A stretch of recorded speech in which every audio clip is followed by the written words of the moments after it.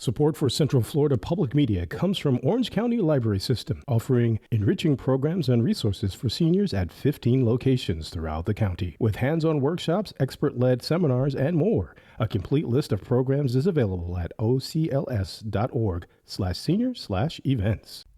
The Pulse Nightclub is no more. You're listening to The Wrap on Central Florida Public Media. I'm Joe Mario Pedersen. Demolition of the nightclub building began on Wednesday, nearly 10 years after the mass shooting that killed 49 people and injured dozens more on June 12th in 2016. I'm here today because some of the mother want me to, and I wanted to be here because this is historic right now. What's going on right now is historic. It will take a few weeks for the site to be cleared for a future permanent memorial. The City of Orlando formed a committee of those affected by the shooting to help plan the memorial. The detailed design plans are still being developed. That's ahead on The Wrap. The big stories this week from Central Florida Public Media. But first, these headlines. A week-long curfew for minors in the beachside area of Daytona Beach begins this Friday at 8 p.m. As Central Florida Public Media's Molly Durig reports, city commissioners approved the curfew Wednesday night as an emergency ordinance following large, unpermitted spring break events in the area last weekend. Volusia County Sheriff Mike Chitwood says last weekend's massive gatherings brought, quote, chaos to Daytona Beach, prompting him to designate a special event zone this weekend for the city's beachside area. Within that area, from Silver Beach Avenue north to University Boulevard, the curfew will be in effect from 8 p.m. to 6 a.m. for youth under the age of 18. Several city officials said Daytona Beach needs a new image, one less focused on spring break festivities. Daytona Beach Mayor Derek L. Henry agrees. And I'll go on record as saying that I'm okay with saying that we don't want to be a spring break destination for teenagers or college kids. The emergency ordinance approved Wednesday sets a curfew ending on March 26th. To extend it further, the City Commission would need to hold a special meeting. Molly Durig, Central Florida Public Media. Demolition of the Pulse Nightclub building took place on Wednesday, nearly 10 years after the mass shooting there. Central Florida Public Media's Marion Summerall reports the site is being cleared for a permanent memorial to honor the victims, families, and survivors. Two excavators worked to demolish the Pulse building, working alongside crews who sprayed the exterior with water. It's been almost a decade since the mass shooting at the former LGBTQ nightclub that killed 49 people and injured dozens more on June 12, 2016. City Commissioner Patty Sheehan watched as the excavators tore the building down. I'm glad it's gone. I feel like it's been like a big open sore on the community. People don't realize this impacted this entire area and this entire community and even the world. The city of Orlando formed a committee of those affected by the shooting to help plan the memorial. The detailed design plans are still being developed.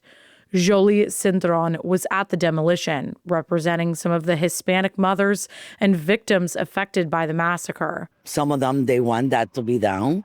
Some of them, they don't want that to be down because they think that is part of some investigation that they're supposed to have with the building. Construction for the memorial is planned to start in September. Marion Summerall, Central Florida Public Media. The housing affordability crisis worsened in the Orlando metropolitan area, both in absolute terms and in comparison to other major U.S. metros, according to a newly released annual report based on 2024 data. Central Florida Public Media's Joe Burns has more. The Orlando-Kissimmee-Sanford metro area ranked second from the bottom. Only Las Vegas was worse in the number of rental properties that extremely low-income households can afford. For every 100 of those renter households, only 13 rentals were affordable. Housing-related costs came in at 89% of their income. For other low-income families earning as much as 50% of the area's median income, the number of affordable rentals wasn't much better. That's according to the National Low-Income Housing Coalition's 2026 GAP report. Affordable housing has been a local government priority in recent years, and the numbers had been a little better. The estimates in this year's analysis go back to the 2016 numbers reported in 2019. Joe Burns, Central Florida Public Media. The NASA administrator said on Thursday that the space agency wants to increase its presence on the moon with robot landers. Central Florida Public Media's Marion Summerall returns and has more. While it hasn't been formally announced, Administrator Jared Isaacman announced in an interview on CNBC that NASA is hoping to launch robotic lander missions to the moon on a monthly basis.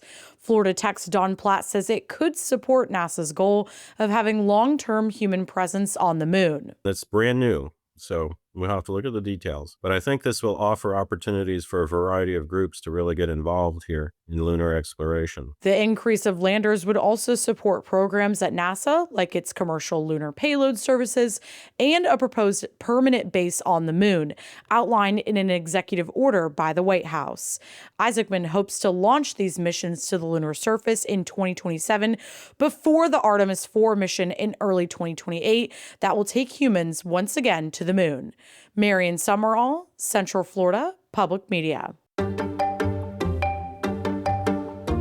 On the next Are We There Yet?, The Gain is taking their show to the Judsons in Orlando for their first Space on Tap event series. They'll speak with UCF scientists working on lunar missions and a veteran NASA astronaut who will answer space questions from curious kids. Don't miss it. Listen to it wherever you listen to podcasts.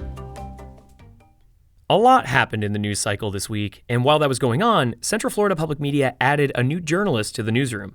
Sam Stockbridge is our new politics reporter. Host Talia Blake interviewed him on Morning Edition, and we'd like to play that interview for you now and introduce you to Sam. You'll be hearing a lot more from him through our coverage. It's an election year. There are consequential races on the ballot this midterm season at the local, state, and federal level. To help cover it all, Central Florida Public Media has brought on a new journalist. Sam Stockbridge is our new elections and investigations reporter. Now that he's here at Central Florida Public Media, you'll hear his stories on air and see them online. But first, we want to introduce you to him. Sam, welcome to the news team. Thank you so much for having me. So, Sam, what drew you to this new position here at Central Florida Public Media? Well, I've always been a big fan of public media in our family, listening to Minnesota Public Radio in my home state of Minnesota.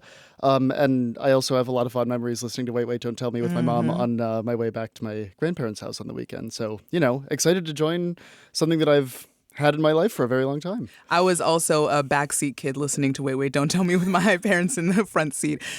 So, Sam, before joining us, you were a reporter in Austin, Texas, and Ketchikan, Alaska. What kind of stories did you cover there? Just about everything, mostly local government, and which included the county level and school board, but also state politics and agencies, and especially elections. It's interesting. I went to school for physics and math, so I've had a special interest in kind of making sense of numbers, and especially with election results and budgets. And I also have a lot of experience using programming to dig into campaign finance records. So I had a lot of fun at those outlets doing making charts, making graphs, helping make numbers be a little bit less scary for our audience. Yes, we like friendly numbers. So you'll be driving our coverage of elections in 2026 here. What does that look like, and what stories are you most interested in covering? Yeah, well, as you mentioned earlier, there's going to be so much ground to cover with the midterm elections. I think it could be really overwhelming, even for a really well-informed voter. There's literally dozens of races to be keeping track of, so I'll be helping to take some of the load off of your shoulders on that front.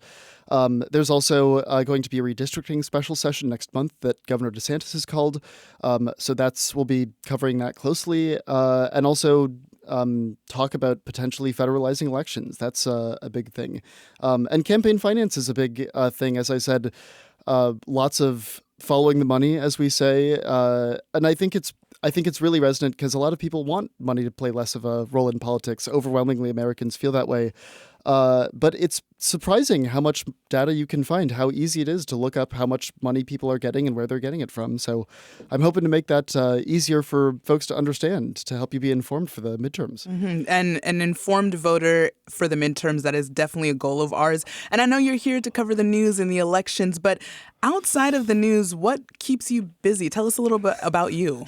Sure. I mean, I'm a huge dork. I love learning. I have too many hobbies to list. It's probably easier to list what I'm not into. I love birding, board games and video games, reading, cooking, biking, running, playing my flute or the saxophone. I love going to museums. And pretty much just like anything that's a good time getting me exposed to culture, that's pretty much my bread and butter. And I'm always open to hearing from listeners and meeting new people, getting a better sense of the heart and soul of the community and getting a real idea of that. Mm-hmm. Definitely. And there is a lot to experience here in Central Florida, so I know you'll have a lot to do as the year comes. Sam Stockbridge is Central Florida Public Media's new elections and investigations reporter. Tune in to hear his stories throughout the year. Sam, thanks so much for joining us. Anytime. That's it for The Wrap this week. This podcast is produced by Central Florida Public Media with editorial assistance from news editor Joe Burns. I'm Joe Mario Pedersen, filling in for Brendan Byrne. This is The Wrap.